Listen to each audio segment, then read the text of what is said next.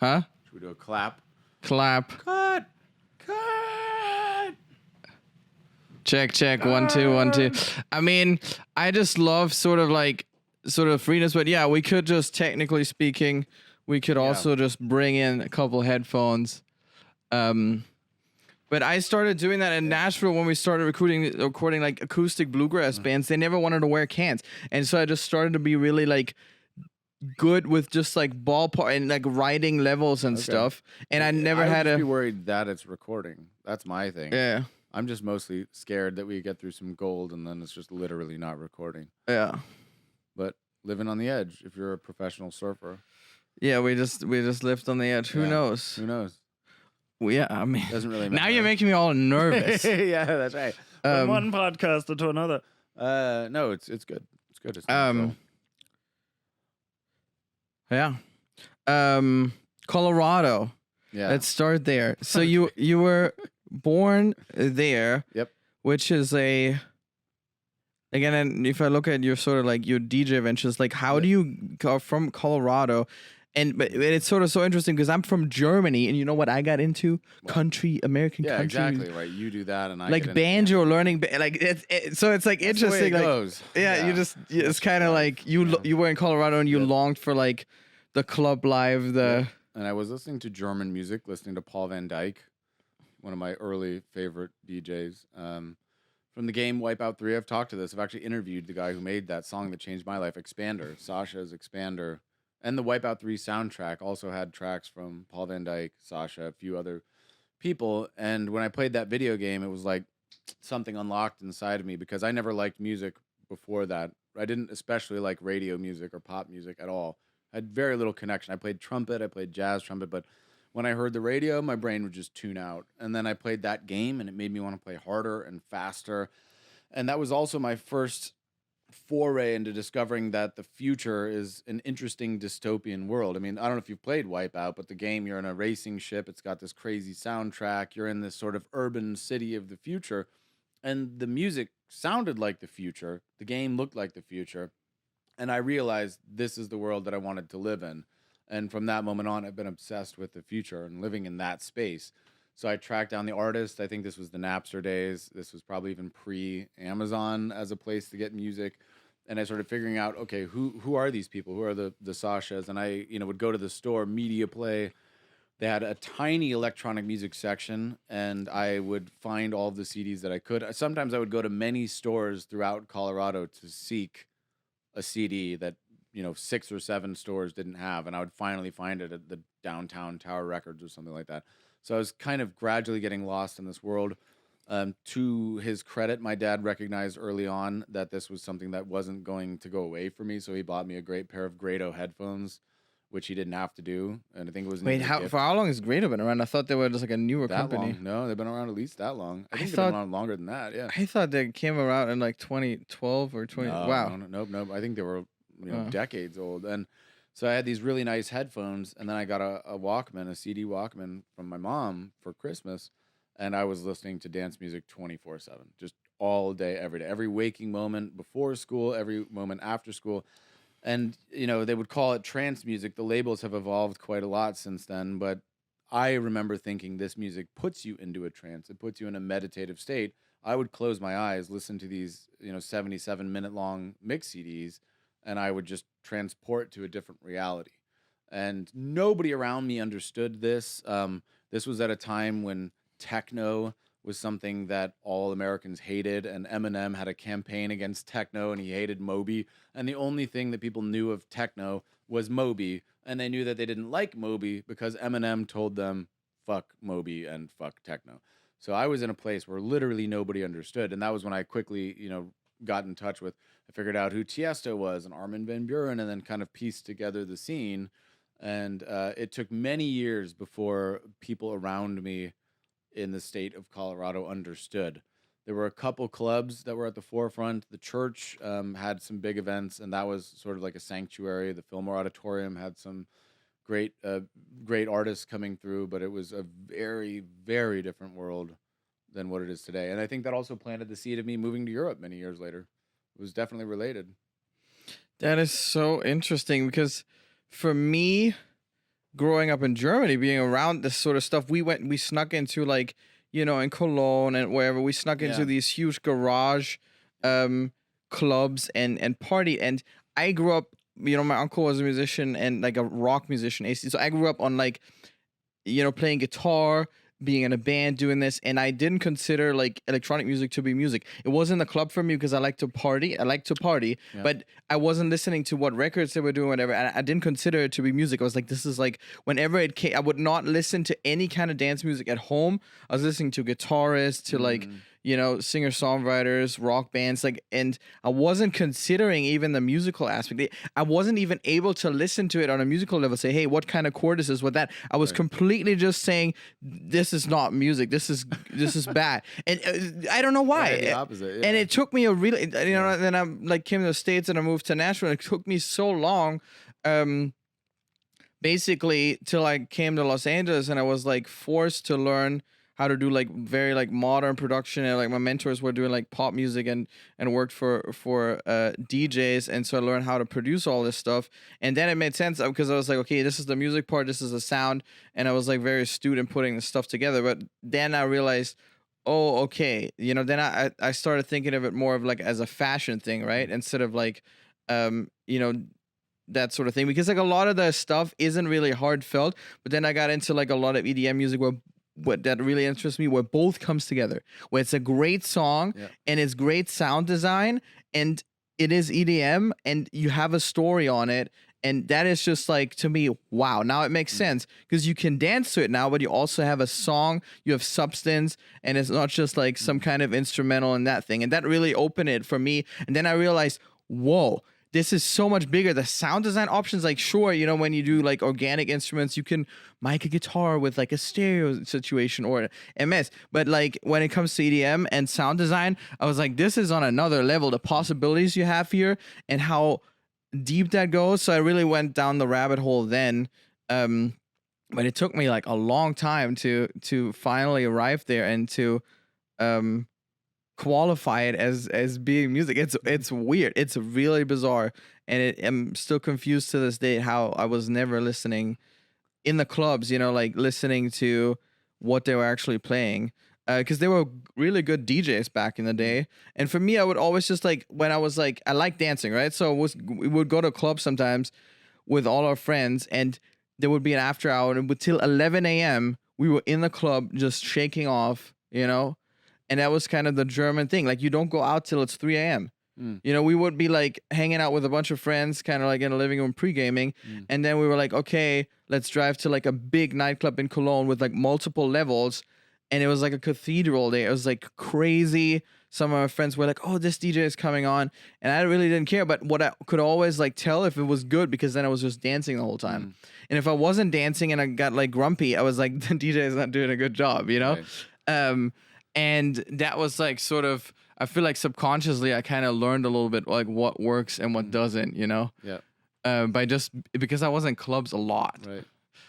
Well, I think for me it was the exact opposite, because I found all of the non-dance music to be so formulaic and the same instruments, which it was because it's like, oh, there's a guitar again, there's a drum, like the same kind of stuff that Dave Grohl loves. I hated it because it's like, oh, here's another guitar, here's another drum kit, here's another 4-piece band, and it was always the same. And then I would put on these records with my headphones, and I would hear sounds and textures that I didn't even know what it was. I didn't know what synthesizers were or anything about making it. It was just like an alien planet, and that's what I gravitated towards.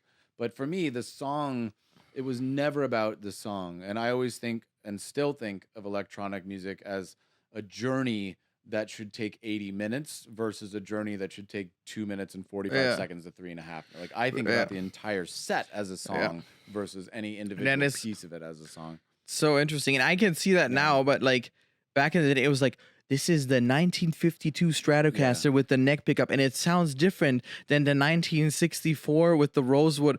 And now I'm like, if people are doing it now, it's like weird. I'm like, I can't relate at all. If I hang out with musicians, I was like, it doesn't matter. It's like, it's weird.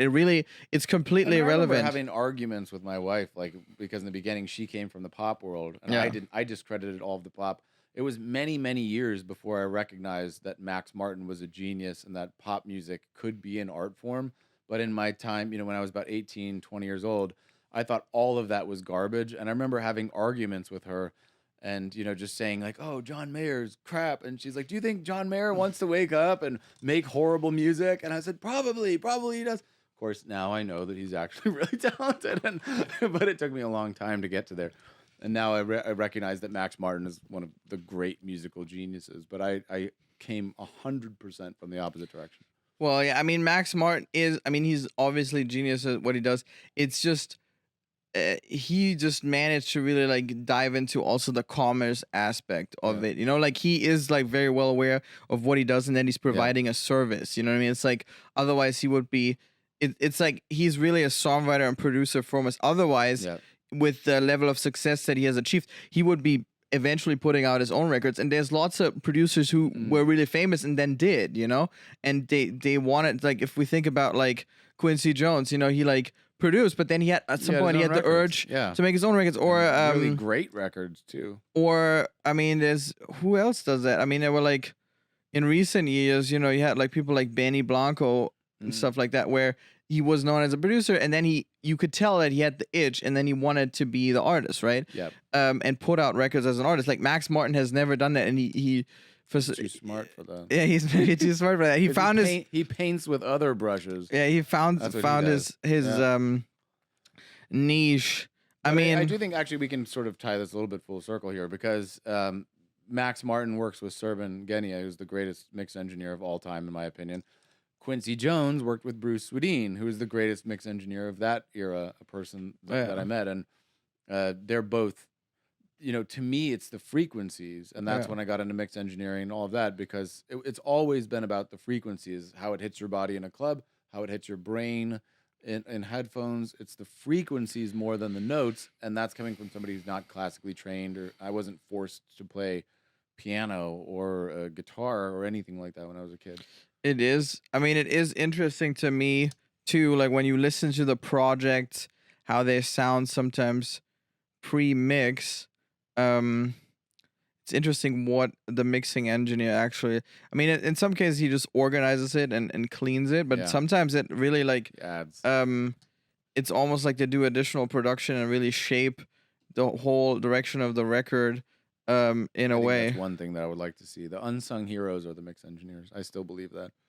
Yeah, but I mean, there's unsung heroes, and then there's also mix engineers that take themselves a little bit too serious. Well, and those aren't the best ones. Like really the ones that kind of like think they're doing so much like contribution, and think they're making the music. I mean, it is like extremes, to every. But nobody can compete with Serban Genia. If you look it up, for the people who don't know, Serban did all, Katy Perry, any number one hit that you've heard, any new artist, from NSYNC all the way up until the latest, from Taylor Swift, all of these iconic records, all mixed by him. Even, the Rolling Stones have a new album coming out, I think, and he did that. Anytime you see these breakout singers, it's always Serban. So all these other ego-driven mix engineers, none of them can compete with him.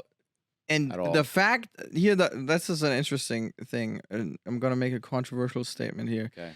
The fact that he hasn't put out any like plugins or is doing his own like YouTube series or like how-tos or tutorials just shows that he actually just has so much work mixing that he doesn't have to do any of this other stuff, right? Because like with some of these like instructional and like tutorial mixing guys, I feel like if you had to just mix 24/7 and you had business out the wazoo mixing, why would you put out a bunch of like mixing courses and that sort of thing? I think it's also one of the in this era where everybody feels like they have to promote themselves, and myself included, I put so much crap out there all the time. It's a very fascinating case study, because he's the literal best in his field. He's the Steven Spielberg, but nobody knows his name. Nobody on average knows his name, and yet he's responsible for The Weeknd and all of the number one Billboard hits that everybody sings, all these billion-plus stream things, and none of America, none of the world knows his name except for a tiny community of people. And I think in this day and age where we feel like we have to be on Instagram, we have to be on TikTok, we have to put out content, here's a guy who has built an amazing career doing the literal opposite of all that. He didn't even have a photograph of himself out there for decades, and now he has a couple teeny tiny bits and pieces.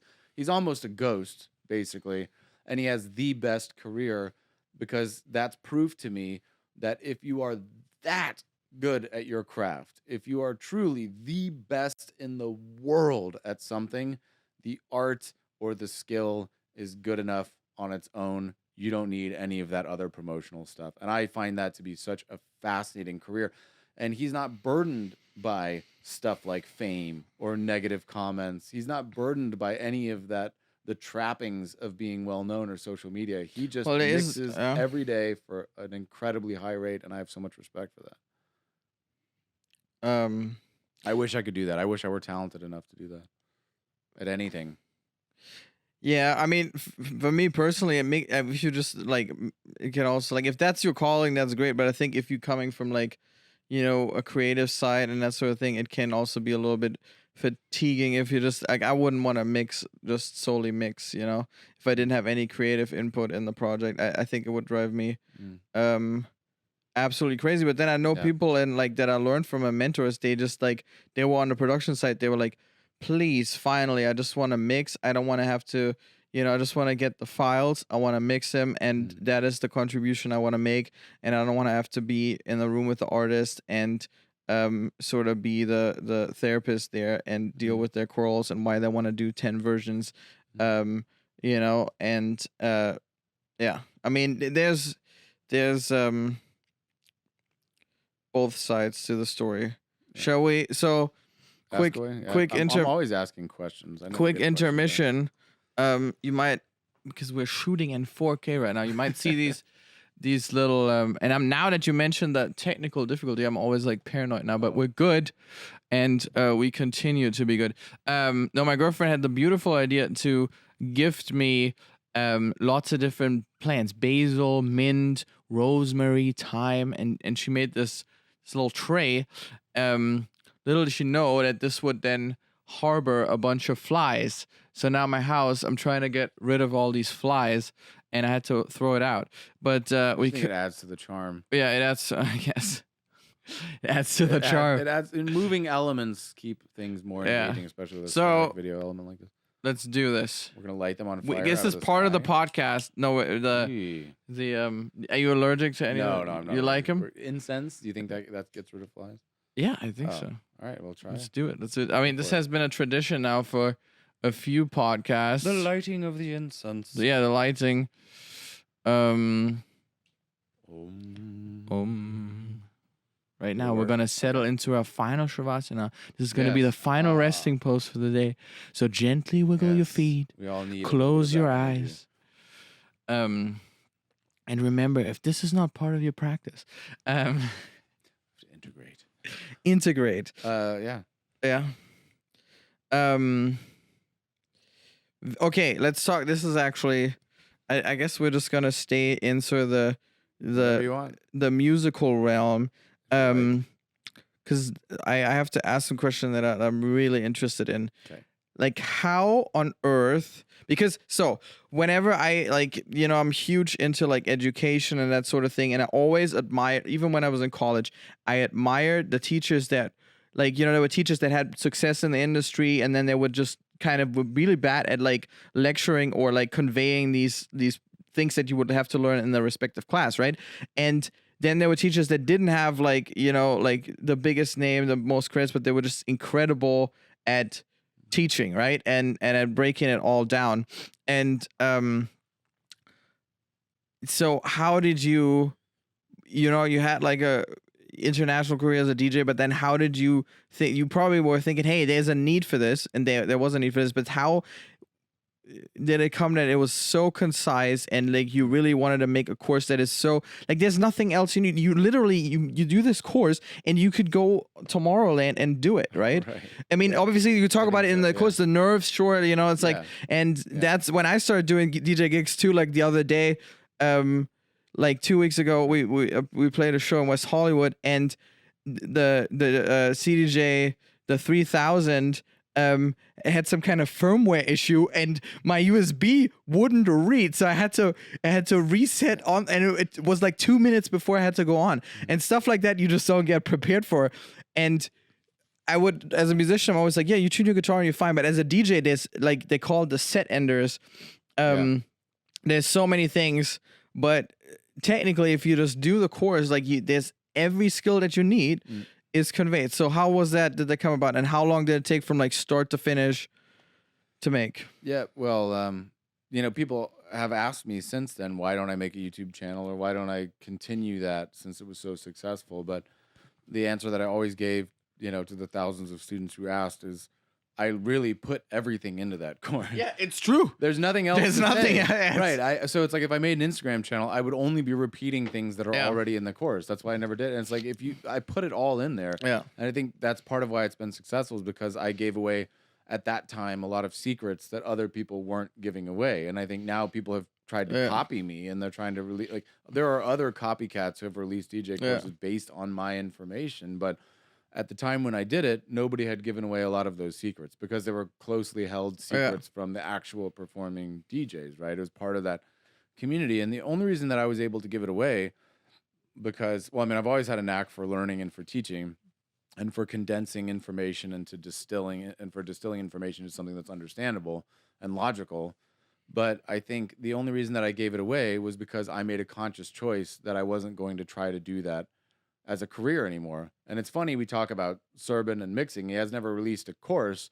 The reason is because he's making 10, 20,000 plus a mix using that knowledge. So of course he's not going to give away his secret sauce because he's actively commercializing that stuff. Yeah. So me giving away that course was basically me formally retiring as a DJ and saying, I'm not going to try to do this as a profession anymore. And that's the only reason why I gave everything away. If I was still trying to be a DJ, I wouldn't have made the course. This is why it's like really incredible. Like, so I went to like school, Berklee College of Music, for music production, engineering, and songwriting, and you would think that they would do the same, right? But I left the whole college thing and I got both degrees longing with like still things where it's like they weren't really disclosing anything that you need. But it really, like, your course feels like cheating. It feels like I just, like 5, 6, 7, 8 years that I would have spent like figuring this stuff out.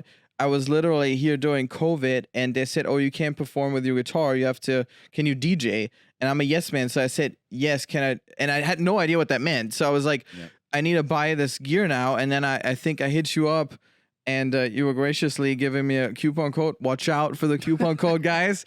Every once in a while it goes on sale. Or just, obviously, it doesn't matter. Buy it full price. It's unbelievable.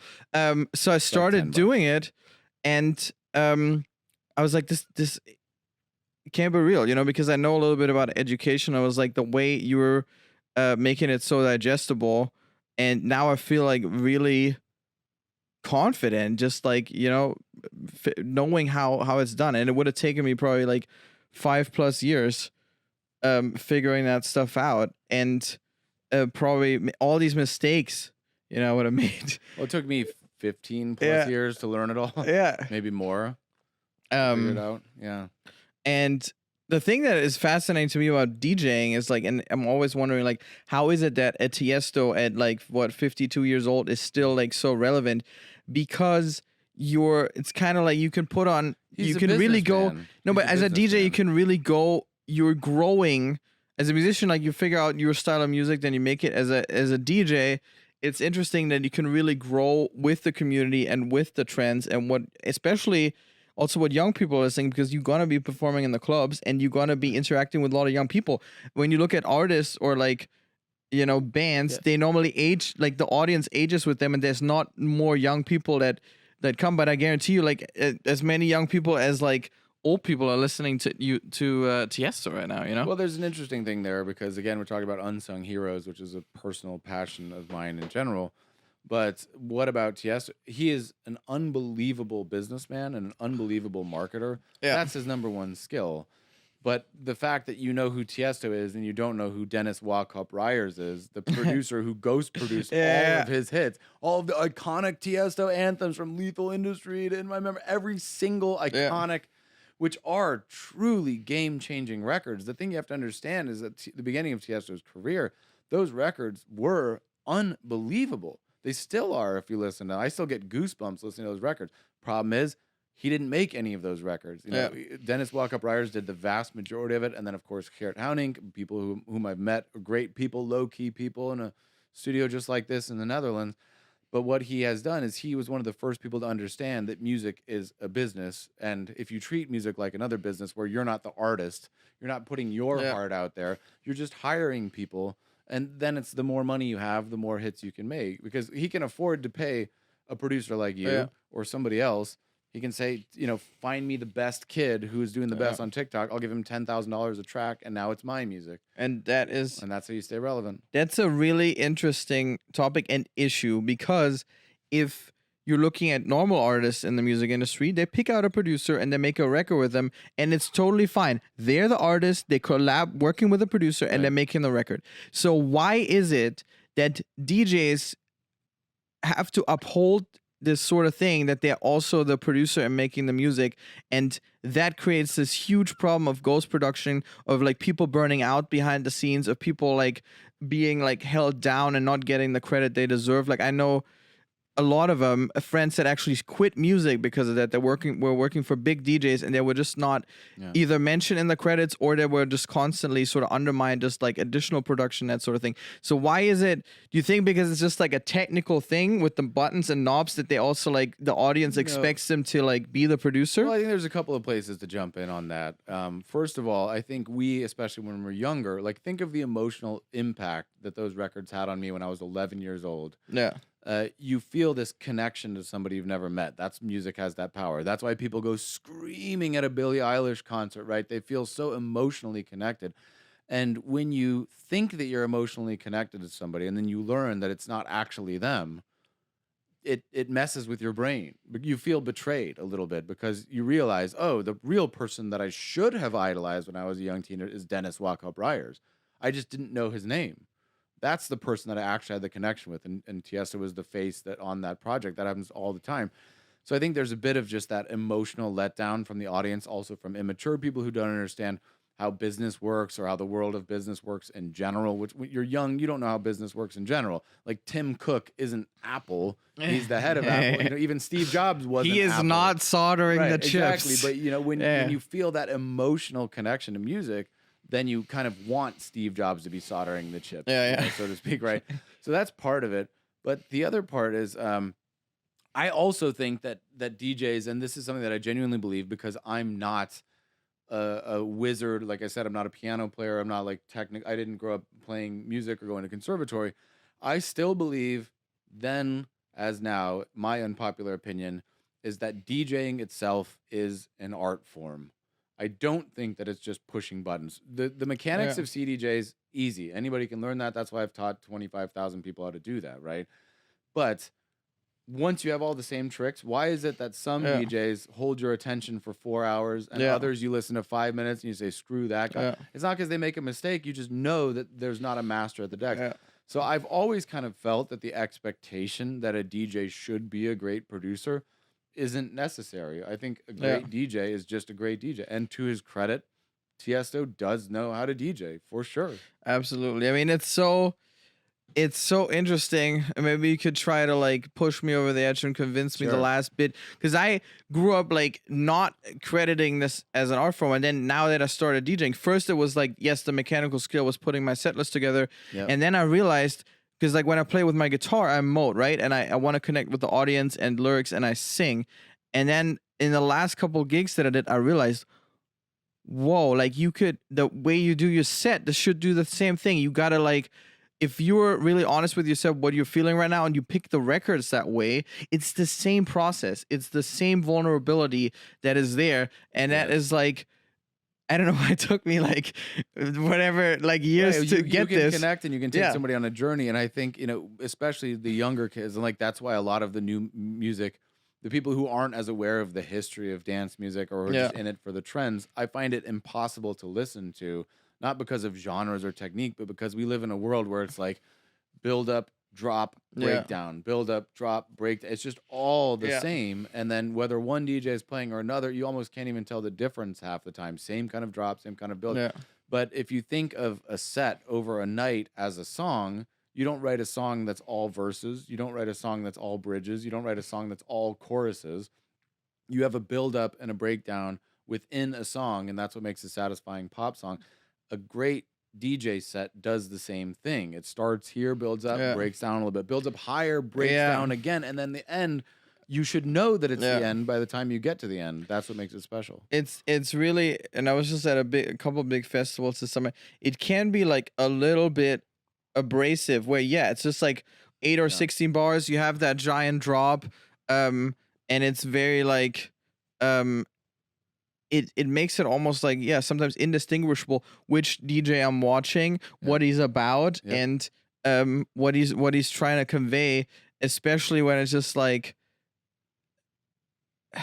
I don't know how to like, because I think when they're putting on, I never want to discredit somebody putting on a show. I mean, if you listen to someone like what's, I don't know, maybe I shouldn't name any names, but we have these we have those guys. I mean, there's bad guys and there's good guys. I think sometimes Easy to find, sometimes it feels like I shouldn't name names, but there's a couple like tech house guys right now that it feels like it just feels so boring at times, and I'm just like, tech house has just taken over the whole scene. And I love tech house. Like I can get down to tech house, but it just is so monotonous.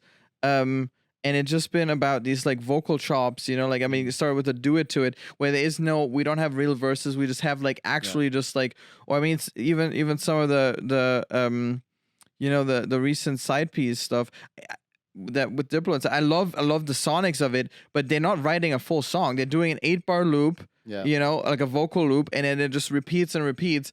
And but it's like, it's like a wine or something like that. And I think when it comes to guitars and stuff like that, the average public, they know the difference between playing a G chord and, Nirvana or something like that, right? What the trouble is, because people are new to electronic music, they don't know how to properly judge it. They haven't been listening for the last 30 years, right? So it's like people can be doing the same thing. You can hate tech house, but then if you see what Carl Cox is doing, it's different somehow. Or you can hate trance, but if you see what Above and Beyond are doing, it's different. Within the genres, the people who know what they're doing, it's like a fine wine versus the cheap Aldi wine.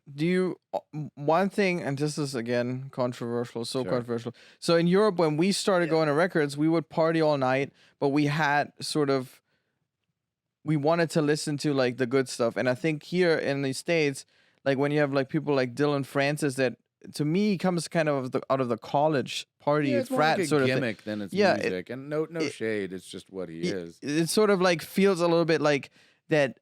There's a lot of DJs that came tongue in cheek, and that's cool too. That but came it's just not the same out of this like college frat sort of thing. Yep. And I think what interests me about that, like the parties are great, and it's like it's very hype, but there's not like room for depth there really. I think it's just all about, it's not depth, let's go crazy, red solo cups, and then send it. And the only person who sort of transcended that, I know it's super cliche, but Skrillex, to his credit, he managed to sort of be in that world and still transcend it at the same time, which is pretty wild.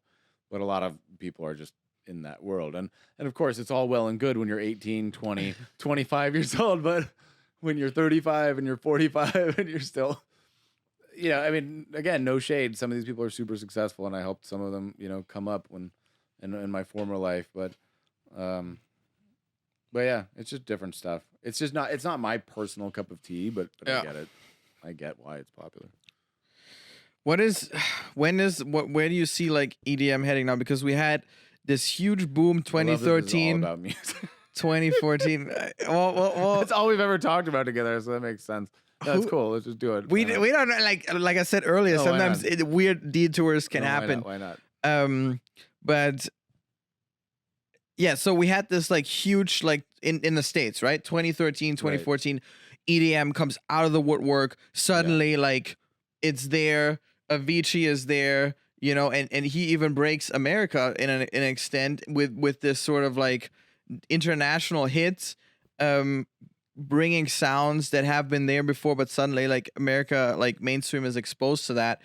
And then now we see it kind of like taper off and there is no more mainstream. So where do you see like a resurgence of EDM, or because it has like all these styles, like, you know, dubstep and Taylor, Right. like has seeped into pop culture, and now there's no more new styles sort of to like. Well, I definitely think it was more pure. You know, back before it was popular, there was something that was more pure about it because there wasn't this money and fame Yeah. aspect to it. DJs weren't making a ton of money, so Yeah. they did it only for some other reason, right? And I think Yeah. we could get back to a little bit of that, sort of that more Burning Man feeling where, Yeah. you know, commercial success isn't the primary goal, because for many years that just wasn't possible. You weren't going to be Yeah. a millionaire as a DJ until, you know, relatively recently. So I think the trend is ebbing. It's going away a little bit, but I think some things remain. And if I look at a lot of the people who are doing it now, very very few of them make me wish I was still in the DJ scene. You know, very few people. It's like, okay, cool, yeah, you're doing it now. I was once young. You're young Yeah. now. I get it. But when I see what like Anima is doing and what people are doing with AI generated visuals on these gigantic LED screens that weren't around, and then I think of how I first felt when I was 14 years old sneaking into a concert and I saw lasers for the first time with these spacey trance sounds, that blew my mind. And it goes back to watching Wipeout and listening to Expand and all of that stuff. Is that was what the future, it was a version of the future that felt right to me, that wasn't purely utopian, wasn't purely dystopian, but was just some kind of techno, you know, maybe the sun isn't shining and there's buildings everywhere, which I still feel is a pretty accurate version of our future. So I think kids who are going to see Anima and they're seeing these giant AI generated visual walls, think of the impact of that, to see those level of visuals with this music. If you're a 12-year-old kid who's never heard this music before, obviously that's going to mess with your mind. So I think we're going to see AI visuals just completely dominate. Also, these morphing AI visuals is just absolutely crazy. So many DJs are going to have careers based on the visual strength because the music is all much the same. And if you listen to some of these DJs, again, not naming names, who have very amazing visuals, if you listen to their music on Spotify, the music isn't, it's not that special and it's not that great, but commoditized music plus unbelievable visuals creates an experience that a lot of people are going to get behind. So I think it's going to be more towards the visual show side. Also, like U2 and that Sphere in Las Vegas, just the visuals are going to be mind blowing. And if there was one thing I wish I was still in it for, it would be that side. I wish I had the foresight to see and do that 20 years ago.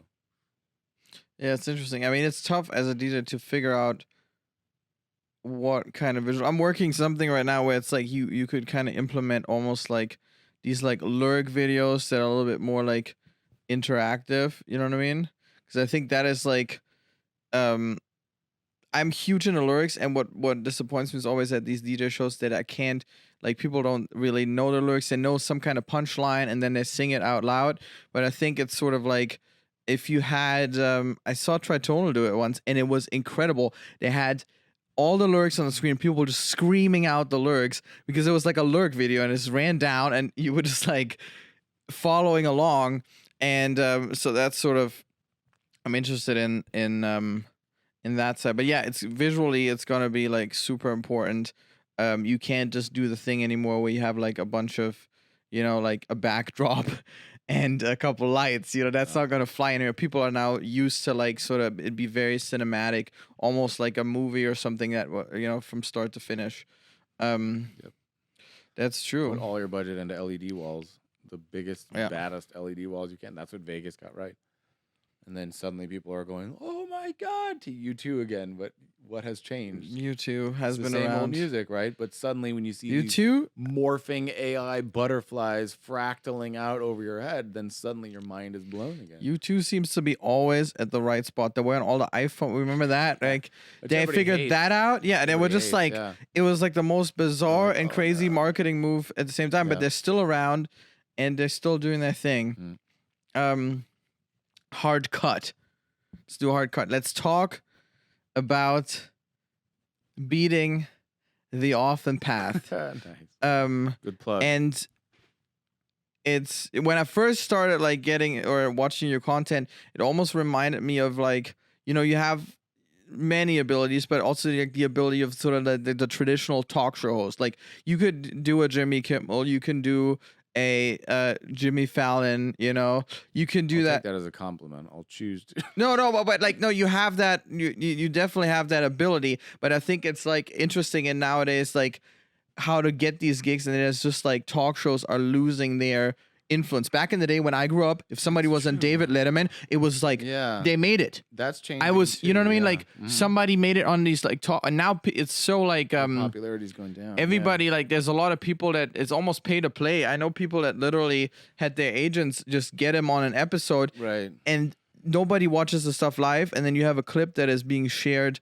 Yeah. online, and they don't have the viewerships. Back in the day, it was like I used to watch it like 11 p.m. whatever religiously. Yep. Tune in, and you would follow along with the talk show, and I would know when guests were like next week. I would mark it. Oh, next week I gotta watch this because Yep. so and so is on this. Kings of Leon is playing live on this thing, and Yep. and it was a thing. Nowadays, I have no idea. It's so discombobulated. They're on different networks. Nobody watches like real TV anymore. So it's almost like why even try to aspire to like go into this sort of thing? But now the internet is Great there, question, yeah. and you can do sort of whatever you want. And from like comedic bits to like very serious stuff, you have like the podcast is a little bit more serious, right? And you have like very diverse topics about like environmental stuff, inventions. It's very interesting, and it's like kind of like I also have like you know various guests. Oh, I love just tuning in because it's very surprising. You never like there's no common thread, and that is actually what is so cool about it. Like there's absolutely no common thread about it. I mean, probably is. But it's cool. That's fascinating, and I think in its own weird way. Not that I'm pulling this off, mind you, but it's all related, and you know I'm able to bring this all full circle, which is fantastic because we're talking about music and DJing, right? And those skills, what made me a good DJ back in the time I was doing it, it's all the same. You take unrelated songs and you put them together, right? Song A plus song B, they seem different, but when you put them in sequence, it creates emotion C. It creates something else, right? That's what DJing or curating anything can promise. So in some way, I'm curating and DJing human stories. I'm sort of putting these things together to create a vibe out of things that you might not see. And I think that vibe, in my mind, is also related to that obsession with the future. And what will our future look like? Who is building the future? What elements of making a better future are there? Whether that's a humanitarian or technological or science. How are we going to exist as a species in the next 50 years, 100 years? And it's all part of sort of the same theme for me in some way. But I love that you appreciate that it's so random. Yeah. I mean, you know, that's my opinion. No, I obviously, agree. but I think it's you're not- right. No, I mean, Not- it is like when you do have themes, you have like sort of feels like you have like you go through periods of where it's like a little bit of like a similar threat and guess, and then it's kind of like, yeah. I mean, but then again, I think it's like it's time now. You don't have to be one thing anymore, and I think that's like the beautiful thing. And I like was talking to my like lawyer and manager the other day, and they were like, I was like, oh, why like the podcast, this and that, and I was like, dude, just do it all and just have it there. If people want, they can find it, they can go into it, right? But you know, sort of like have your little corners. You know, somebody might see like a short on YouTube and decide to watch the full podcast, or it was just the short that I want to see. And I think it's totally fine now to make all kinds of content and do different things. And you don't have to like sort of limit yourself anymore, because I think the limitation before just came because it had to be tied to an industry and it had to be like focused on a certain thing, right? So you know that's why like record that's still labels maybe back in more the day were like, oh, successful, we're gonna yeah. do the single and we're gonna promote it really really hard, Right. you know, and then focus on that. Nowadays there's people that almost like a subscription, like artists that just release every 2 weeks or every month they release a song, and they just build like a momentum, an organic reach. Yeah. And there's not like a giant rollout for one song. It's just sort of like it builds, especially DJs do that, you know, and it's Yeah. not like, oh, we're not gonna release any music for 6 months and now we're gonna build up and tease and do a Yeah. bunch of these things, and because people just don't like give it to me when it's ready, you know. I think what we're noticing in all those sectors of creativity is just the volume of content, whether that's late night talk shows or DJs. What do they say? 100,000 new songs are released on Spotify a day. It's probably more than that by Yeah. now. But same thing with pieces of content. Same thing with jokes. People are trying to make any, you know, it genuinely seems like every single white dude from the age of 35 to 45 has a podcast right now. And when I look at other people, I'm like, that's how other people see me. I'm one of them. Yeah. I'm just another guy with one of these microphones, like talking about God knows what, right? And so there's never been more choice, and there's a lot of funny people there. There is sort of a sense, I think, in all creative genres that it doesn't really make sense anymore in the way that it used to in terms of what is good and what Yeah. is not. That line has changed, and we have this weird backlash where the stuff that I grew up like you looking up to these people like David Letterman, Conan Yeah. O'Brien. I still look up to Conan O'Brien. I think he's genuinely brilliant. More so than a lot of the others. But I was always looking at, the lights, the camera, the choreography. I went to see Conan O'Brien do a taping here in Burbank many years ago, like 10 years ago. And the ballet, the choreography of the camera people, it was such a well-oiled machine. They cut to commercial, all these cameras are flying around, and they 3, 2, 1, and they're back. Just professionals doing a professional ballet. And to me, that's always been what I aspire to. I like things that look good, that sound good, that look better. Same thing with mix engineering, Yeah. same thing with DJs. You think that is my goal. And now we live in a time where an entire generation of people look at that and they say that it's bad because it's so well produced, which to me blows my mind. And it's like, it's better to have somebody holding their Yeah. phone in front of their face with no lighting that's somehow more authentic. I It's all think switched. it's not. Maybe it's just not that it's better produced. What I think it's now it's more people have more power individually, right? So back in the day, you were. There was no YouTube. I grew up on just like watching television and watching talk shows. And Right. then you were spoon fed what they wanted to feed you. When we look at these conversations, I remember like I'm a John Mayer fan, right? And there was a German huge talk show host, Stefan Raab. And I remember him doing a talk show bit. He didn't prepare at all who that was. He didn't know anything about John. He just watched some little gossip story and then riffed off that in the conversation. And I was like, there's so much interesting stuff you could be asking right now. Same with like David Letterman. Some of these interviews are just so same with you unprepared right now. I'm just kidding. and cringy. Yeah, sure.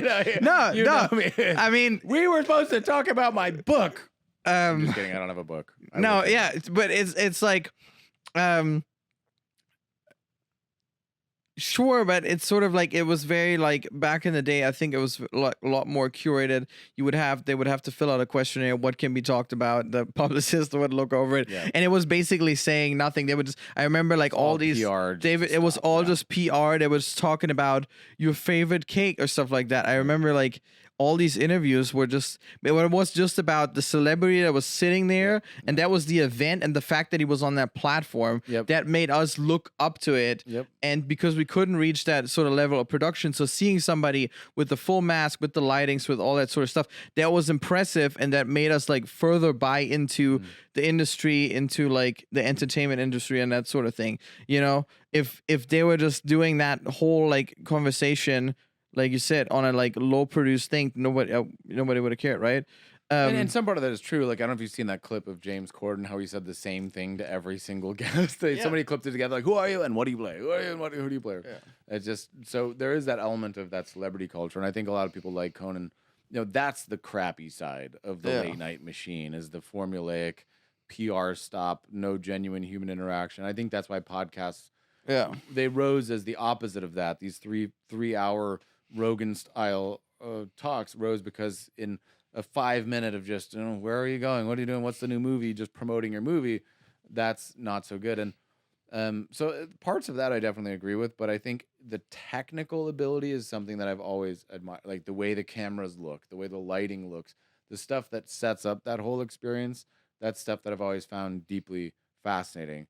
And of course, the way the hosts themselves handle that conversation when they do a good job, as a performer, you have to love the way that they interact and curate. But I think just like how people are upset with Tiesto for having ghost producers, I think some part of the younger generation, they look at these giant shows, and then when you have 20, 30, 40, 50, 100, 200 people working and producing a show, and then there's almost this belief of, oh, you have 40 writers in a writer's room, and that's the joke that you come up with. The expectations are high versus, again, that one person who makes jokes on their own somehow feels more authentic and more real because it's not a team of people. So it's the expectations are all they're all sort of skewed, and I think that's what makes it so unpredictable. Like, what if you had to predict what a TikTok success would be?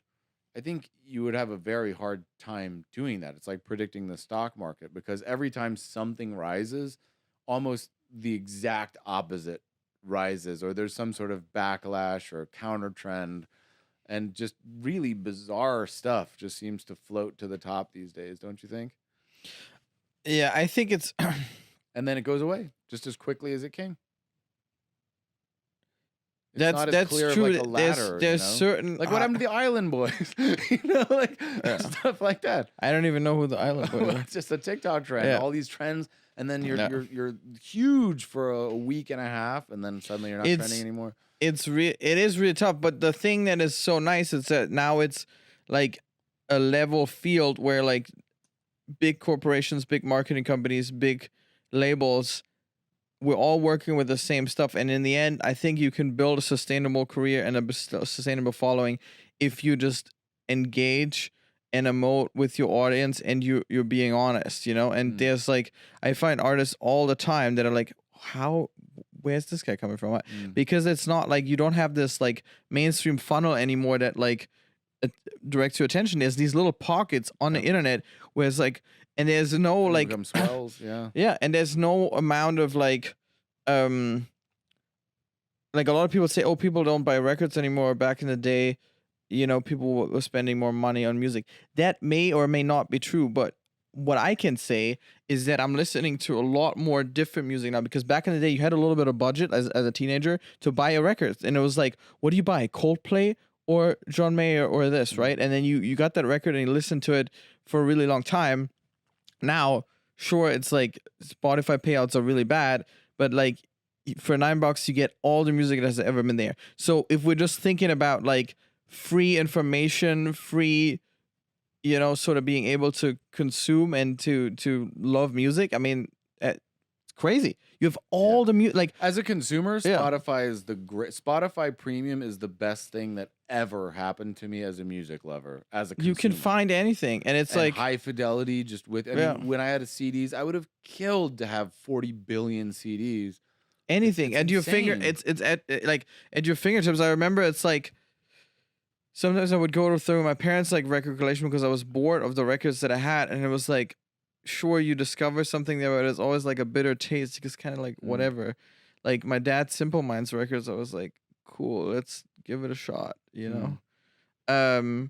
And nowadays it's like, you know, you can find anything. So I think that's good. I think the way it is paid out is Spotify taking too much of a cut. Like, why are the payouts so low?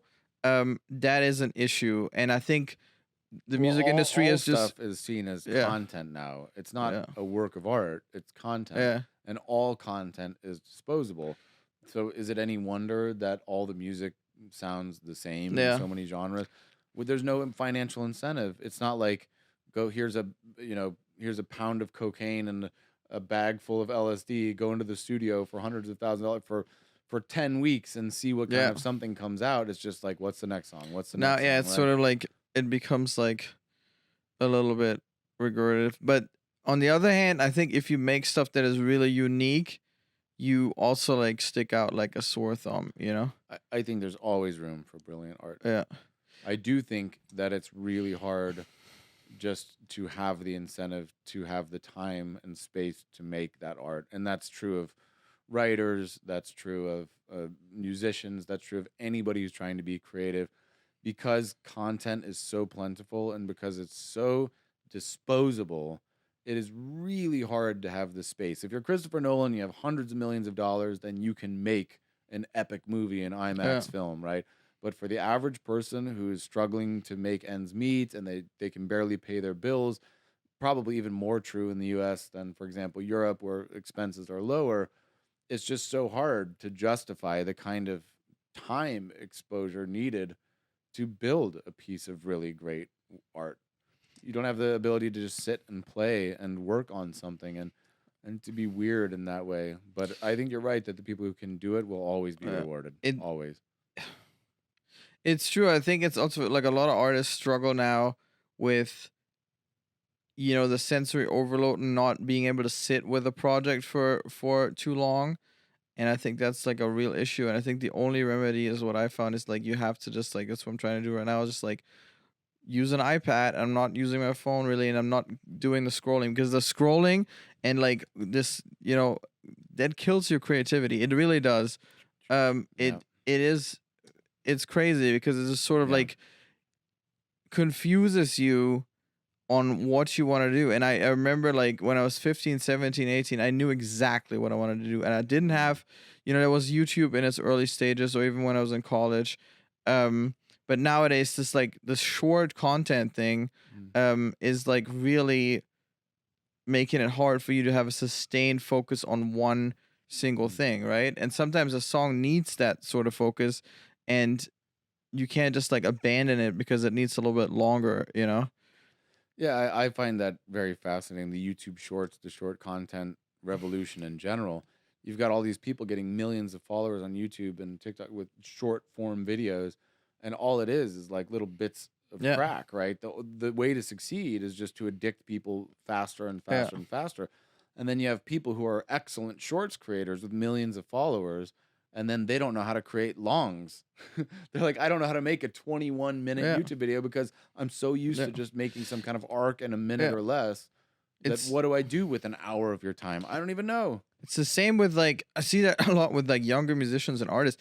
They write a little chorus or a little 20, 30-second thing and then they immediately the same day upload it and do it. And it's like they don't take the time to really But finish the people are song. getting successful that Yeah. way. There's so many stories of somebody who just posted an idea to TikTok. It blows up. It becomes a trending sound. And then later they say, oh, now I realize I have to finish that song. So it's almost like they're rewarded for that versus, hey, here's something I put a lot of time into. It's a It's weird. it's a catch 22 It right now. is. Whatever you do, Yeah.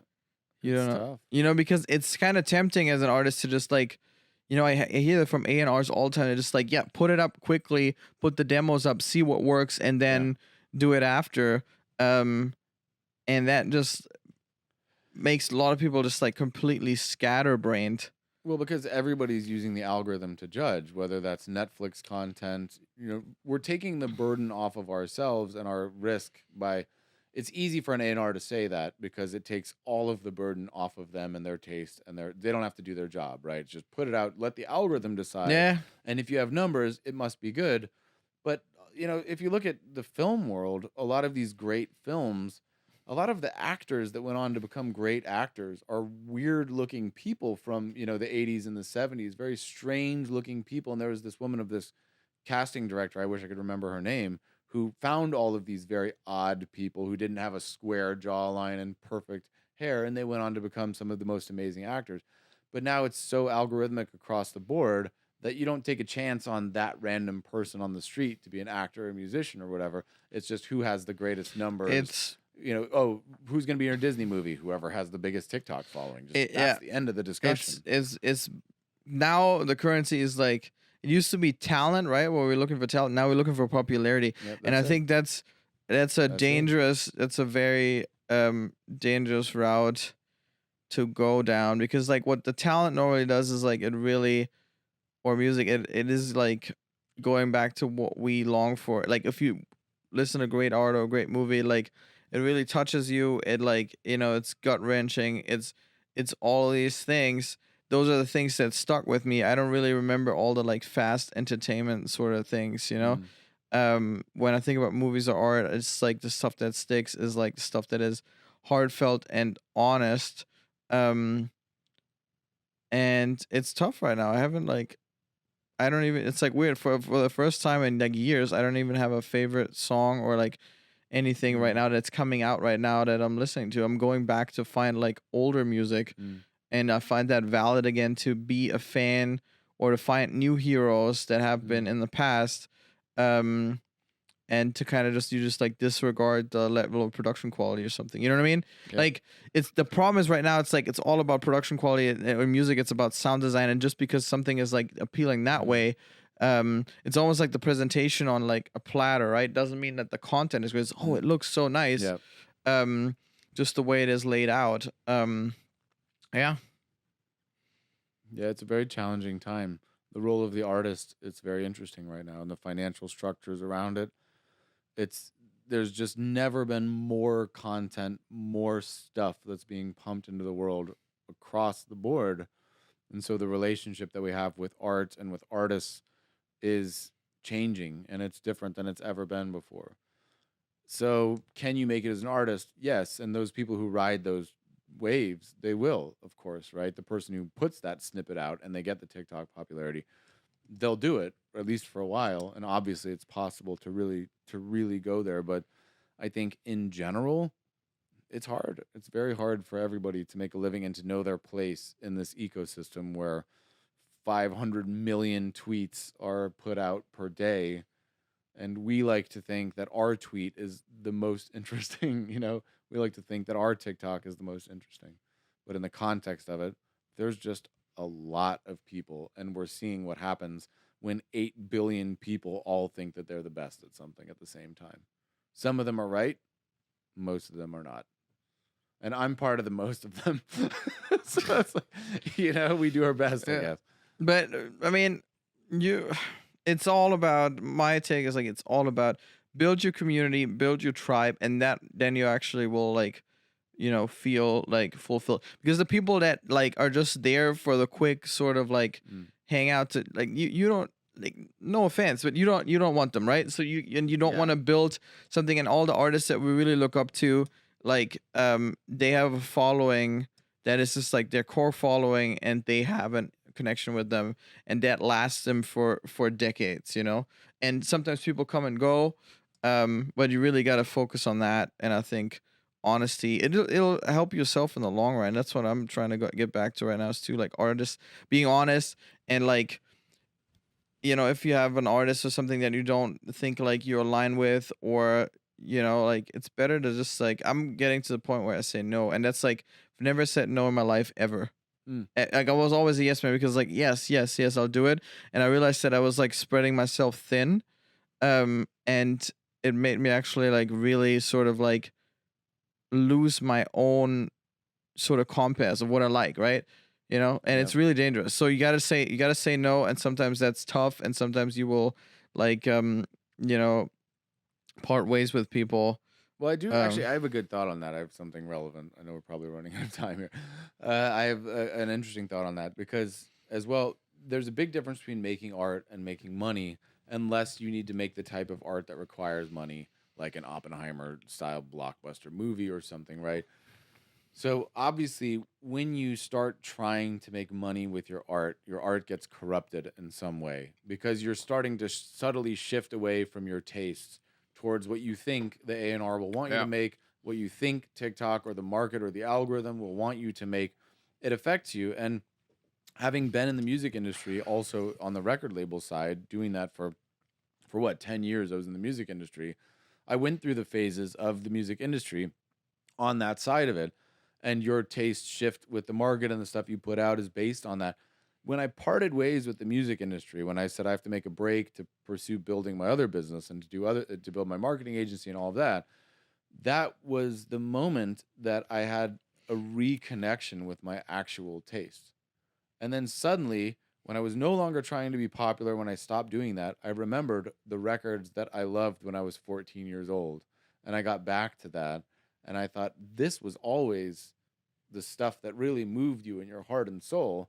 But when I was trying to make money and trying to judge other people's art on the basis of whether it would make money or not, or whether it would be shared or not, building a dance music blog, that was when I sort of got farther away from my actual core taste. That's the shitty part about trading art for money. I think it's true in every genre of creative person. you're a writer, you'll write the script that gets sold, not the movie that you want to write. Same thing. What a brilliant closer. Hey, we did it. that was a brilliant. That was actually like, wow. I needed that. That was wild. That is so, wow. I'm blown away. I think this message was also for someone out there, that needed that. It is so true, because like I remember like when you were younger or when you're in college, right? You have this. It's almost like this job that you have to do, and that frees you up to dream, to want to make the art, and to go against the system, right? You sit. That's how every artist starts. Artists start in high school, right? You sit there and you're like, I love this. You know, this I love is that riff. I want to play it. Yeah, and every time you get out of class or whatever, like in high school, you kind of just put in your. And the tricky part begins when you try to like, you know, commercialize the art, because like, oh, I gotta make money with it, and it always, it never ends well. I promise you that if you stop trying to commercialize your art in any form, you would reconnect with that voice. The trouble is, you would no longer be a professional musician. So is that a trade-off you want to make? And maybe you want to make that trade-off in 20 years, maybe when you're 65, maybe you want to have a career, make all the money now. But I do promise that it will come flooding back the moment that you stop with that. But as long as you're thinking about what an A&R wants, as long as you're thinking about what's going to sell on Beatport or Spotify or whatever, you're not going to reconnect with that. I think there is a very, very rare class of individual that is able to do that, and they're the ultimate superstars. You know, if you take like a Disclosure or a Skrillex, or these people who somehow held true to something that they believed in and then made that popular, that's possible. But I guess that's why the true artist, is the one who's able to stay in touch with that voice the most through it all. And that's, I think, almost impossible to do. I think a teeny tiny percentage of all human population is a true artist. And when you see a true artist, like a Quincy Jones we're talking about, when you see a true artist making true art, it is the most beautiful thing in the entire world. It is the thing that makes life the most worth living. But that's why it's rare. That's why it's a gift, because it's just so hard in this world of money and commercial material things to maintain that connection with that voice in that world. And that's why Rick Rubin is such a gifted person, because he sort of reminds people, come back to that voice. But nobody'd be coming to him if it was easy, right? That's true. Like, and you need to like have that standing first. Me as a producer, a lot of times, like I try to like instill that in artists, but they don't really, you know, want to go there because they're scared of it. But that's true. Because it's vulnerable and it's hard, and it's safer to just look at the algorithm. It's safer for the A&R, it's safer for the artist. It's easy to just say, look at the numbers. It takes away the responsibility of your own taste and your own brain. And if there's one thing people don't want to do, it's think. It's true, because that's hard. That's the end. That's the end. Opera. Soap opera. Done. Very, very. Wow. What a great podcast. Thank you. We'll do the. Thank you very much. With next. Thank you, man. Thanks for having me over. Next week we have Angela Wright. That's gonna be an interesting one too. Angela coming from all the way from Tennessee. We'll have some roots musical things here. Okay. Dope. Over and out. Have a good weekend. All right. Thank you, man.